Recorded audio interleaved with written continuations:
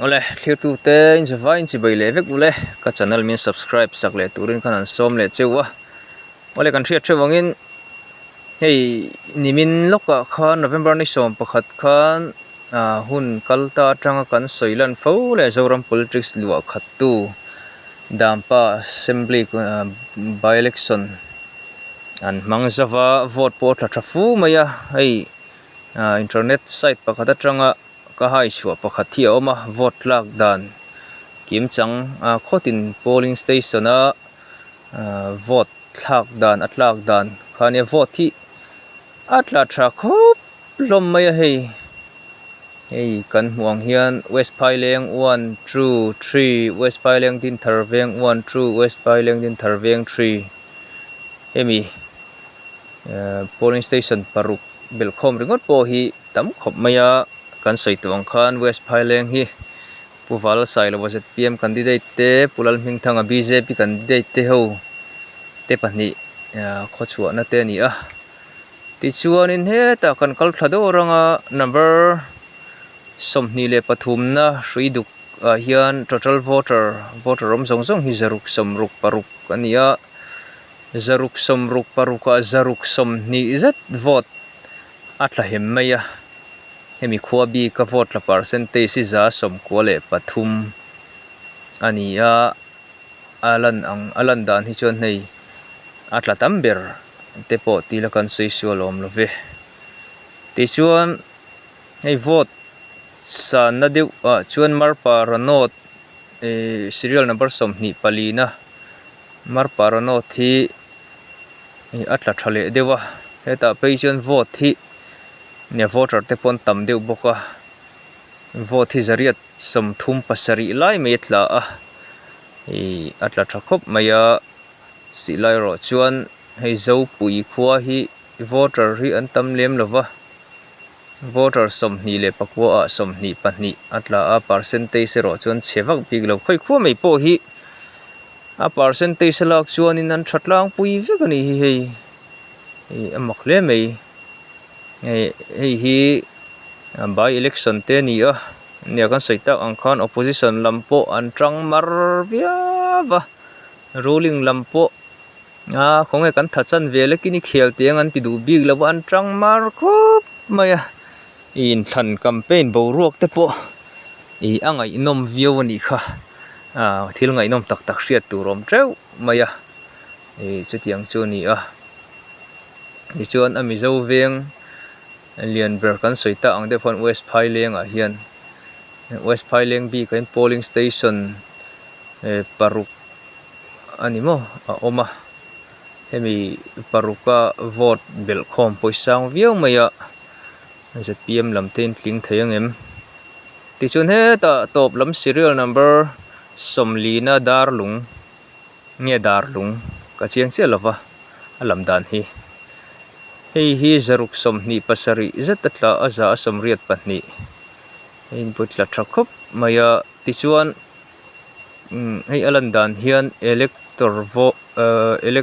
vote total mo voter om zong kha sing ni zariat somriat pariat ani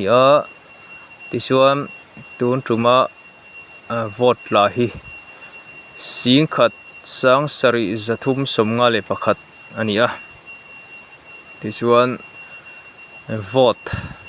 tlak dan percentage za somriat pathum point bial pasari ani ti chuan mei chia omi pa in vote an thlak thalek zo kani mei chia in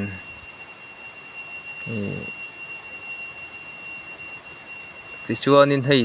kan muang hian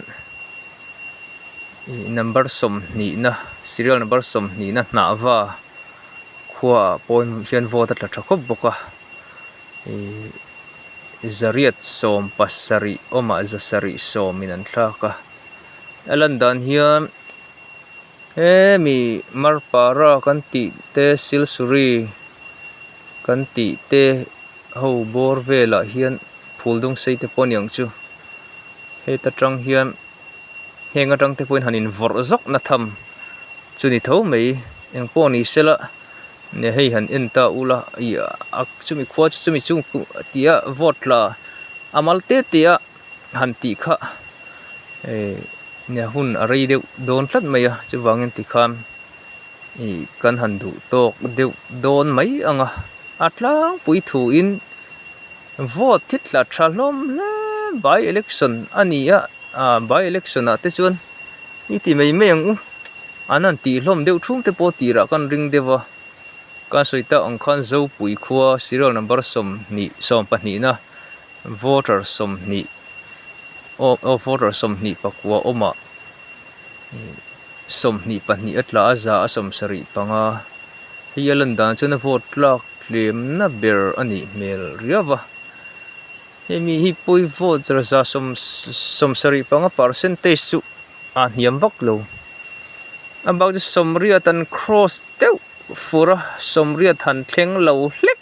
han thleng trep hi an ni deuh fur boka vote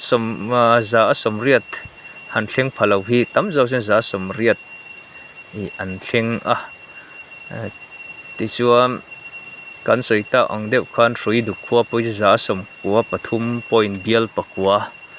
ani engpo ni sela nia achuan chung chuan hnuain khoi mo zok ka hian nge chu hi nge tha a tu hi nge thalo ti chu naktip mai ni som pali November thla kan han thlenganga chumini tu nang hun vela te chuanin a chak zok te chu kan threto tura kan ngaya ti hian hei hi document atan handa that ve shrim te po kan du deuh vote lak dan hi atula ni chuanin nakin an vote mu dan tele heta MLA in thlan pa ngai sang ni som ni pathum an vote thlak dan te le an vote mu dan pa sang an vote mu dan te po khai khin te po achak om riau to maya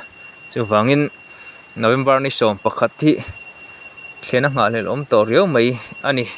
ti chuan kanan soi thei tla pui a khai khom na chuan Dampa bial hi bial lian tak voter po tam ve na tak ani ti chuan tuntrum by election a hian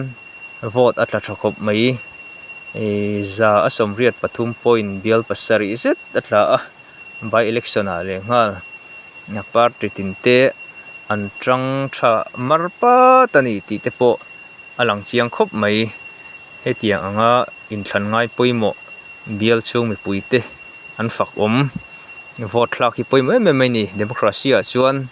hetiang hi bial dang te point kan en ton ve tan te po atra khop ani ti chuan nia atu tenge tlingdon kan threlawa November ni som palia kan ria ang chu atu polo tling sela mi thatak ve kan ni a tling turin du sak na kan hlan thewani